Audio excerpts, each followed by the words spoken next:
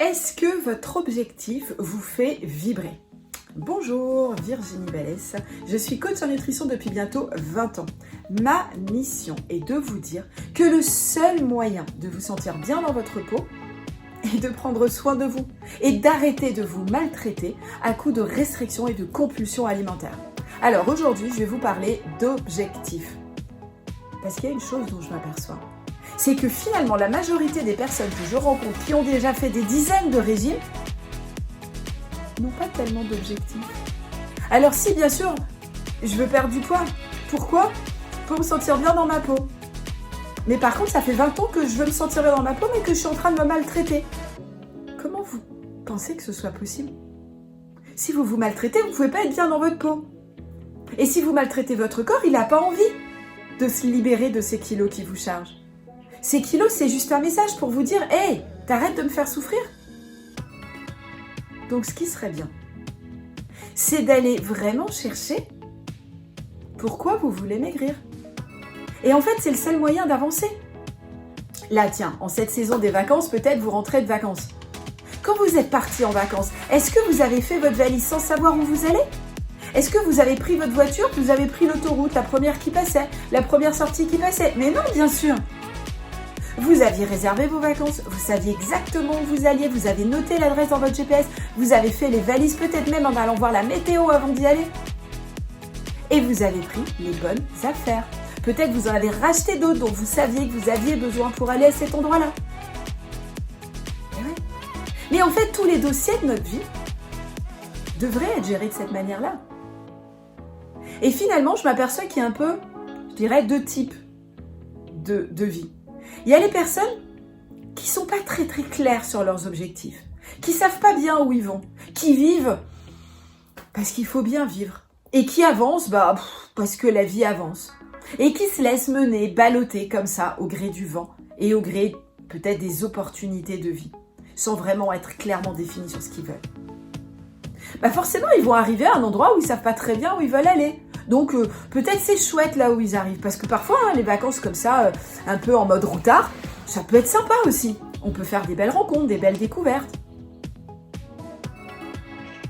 Mais pas forcément.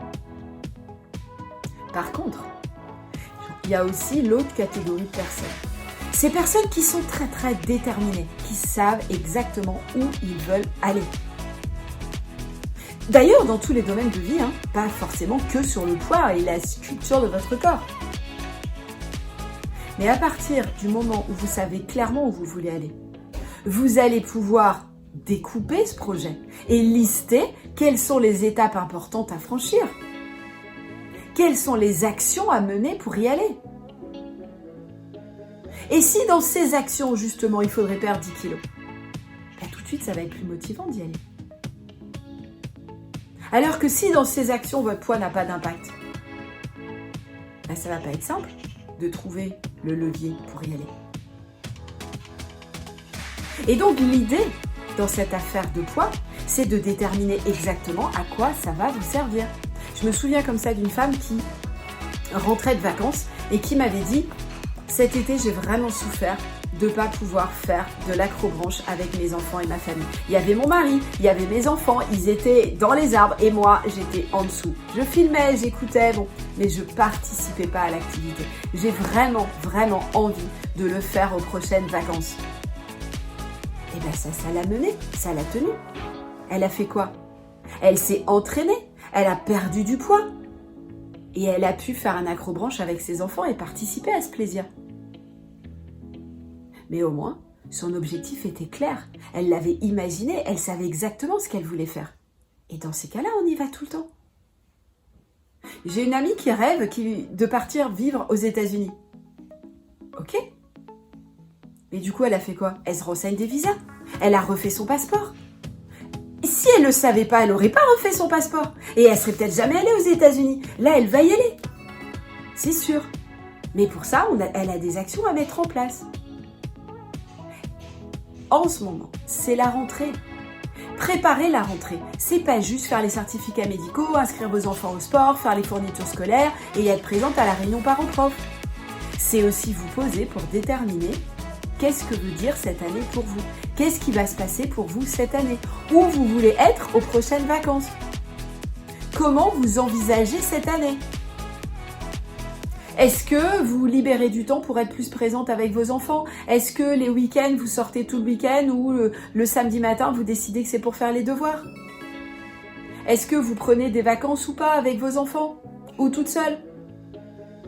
Est-ce que l'été prochain, les vacances, vous voulez qu'elles se passent de la même manière que les vacances de cette année? Ou est-ce qu'il y a des ajustements à faire? C'est le moment. Cette semaine, c'est le moment de faire ça. Posez-vous. Trouvez un petit temps pour vous le soir en vous couchant, au lieu de rester traîné devant la télé ou traîner sur les réseaux sociaux. Posez-vous avec un petit carnet et notez. Voilà ce qui compte pour moi. Voilà où je veux aller. Voilà ce que je veux avoir réalisé d'ici l'été prochain. Beaucoup de gens fonctionnent encore sur cette année de grandes vacances à grandes vacances. C'est le moment. Je vous en reparlerai forcément fin décembre. Parce que fin décembre, début janvier, c'est aussi un super moment pour faire ses objectifs pour l'année. Mais là, maintenant, vos objectifs sont à poser. Et c'est quoi ces objectifs? C'est pas l'objectif de votre mari, de vos parents ou de vos enfants, c'est les vôtres. Ça veut dire quoi les vôtres? C'est ceux qui vous font vibrer. Si ça vous fait vibrer, si ça a de la valeur pour vous, vous irez.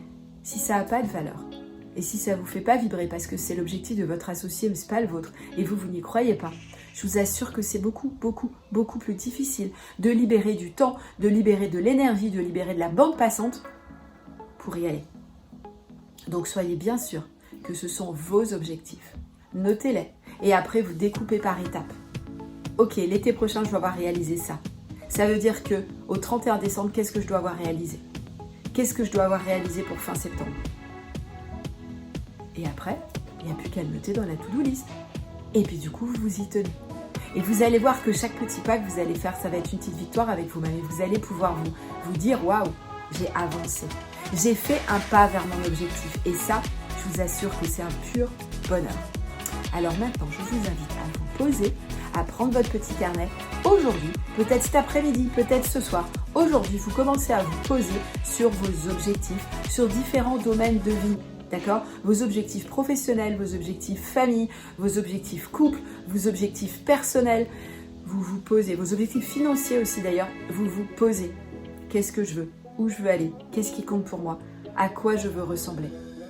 Plus vous allez clairement l'imaginer, le visualiser, plus ça sera simple pour mobiliser l'entièreté de vous-même, toutes les parties de votre cerveau, votre conscient, votre inconscient, mais aussi votre corps. Si vous y mettez de l'émotion, vous y mettez des images et vous y mettez des mots, vous avez ainsi rassemblé toutes les parties de vous-même et ça sera plus facile d'y aller. Ça vous parle? C'est cette semaine que vous définissez vos objectifs.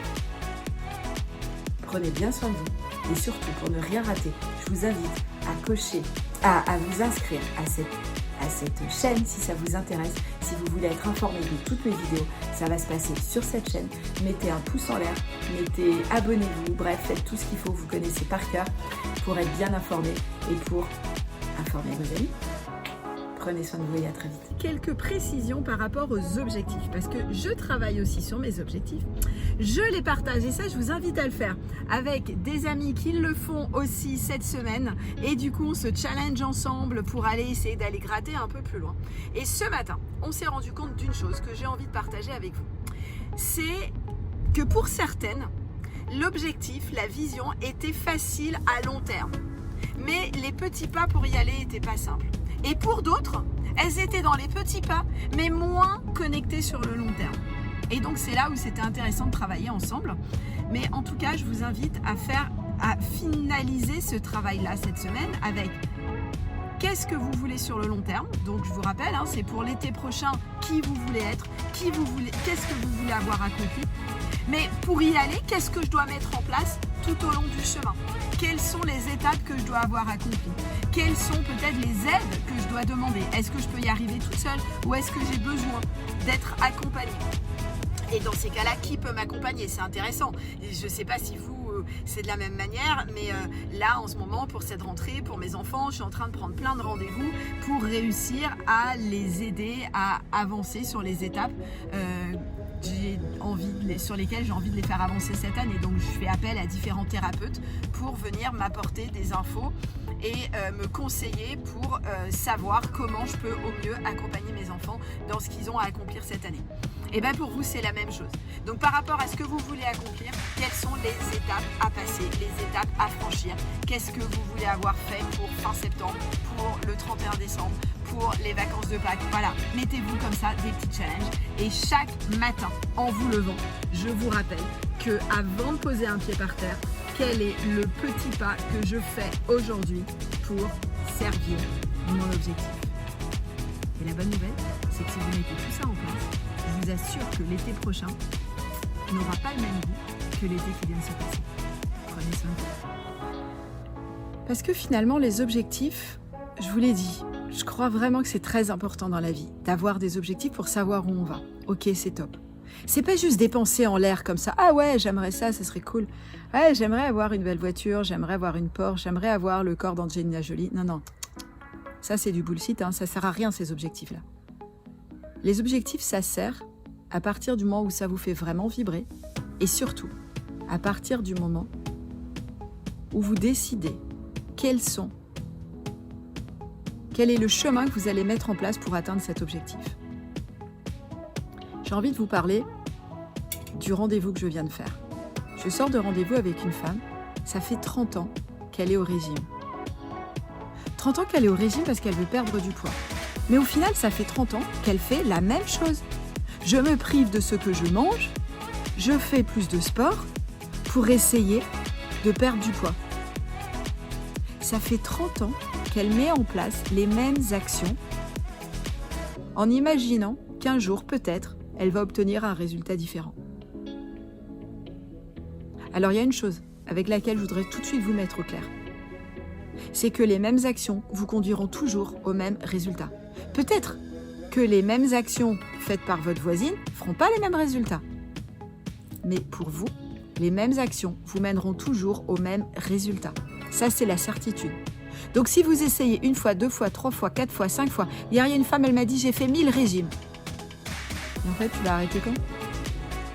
Il va t'en falloir 3000 pour te dire que peut-être c'est pas la bonne solution.